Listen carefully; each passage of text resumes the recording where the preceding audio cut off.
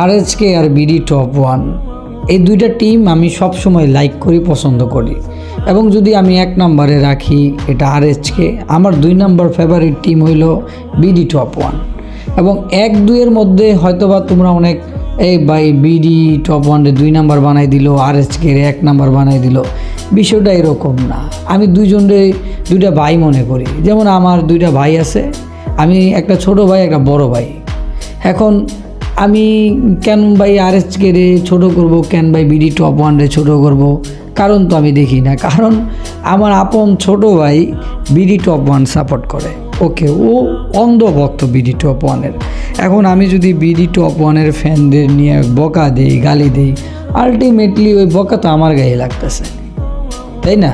কারণ যেহেতু আমার ভাই বিডি টপ ওয়ানের ডাইহার্ট ফ্যান এবং আমি আরএচকে পছন্দ করি, তার মানে আমি কেন বকা দিব ভাই? আমার পছন্দ একটা ভিন্ন থাকতেই পারে, আমার ভাইয়ের পছন্দ ভিন্ন থাকতে পারে। তার চোখে যেটা সুন্দর আমার চোখে ওটা সুন্দর নাও লাগতে পারে। তার মানে তাকে তো গালি দিতে হবে না। এখানে একটা সেরার বিষয়, কেউ বলে বিডি টপ ওয়ান সেরা, কেউ বলে আরএচকে সেরা। ভাই আমি যেটা আমার চোখে সুন্দর দেখি আমি ওটা সেরা বলবো, স্বাভাবিক। তুমি তোমার চোখে যেটা সুন্দর দেখো তুমি সেটা বলবা, স্বাভাবিক। এইখানে তো আমি গালাগালি বা রোস্টিং পোস্টিং করার কোনো কিছু নাই আমার ভাই। এটা খেলা ভাই, যে ভালো খেলবে সে জিতবে। অনেক সময় ভাগ্যের উপরেও সব কিছু নির্ভর করে। এই যে grand finale BD top one, অস্বীকার করার কোনো কিছু নাই, সুন্দর খেলছে। আরএচকের থেকেও বাকি যে ম্যাচগুলো আছে অনেক ডমিনেট করে খেলছে, ভালো খেলছে। বাট আরএচকে একটা সুযোগ পেয়েছে, কাজে লাগাই দিছে।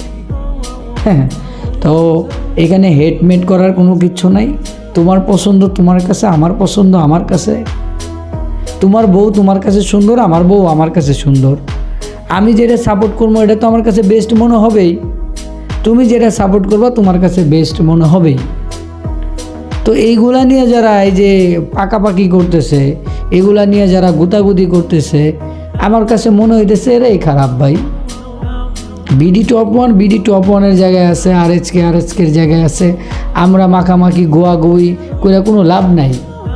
না আমার একটা ভিডিওতে আরএচকে আইসা লাইক দিছে, না কোনো দিন তোমারে থ্যাঙ্কস কইছে, না আমারে কোনো দিন ধন্যবাদ বলছে, কিছুই বলে নাই।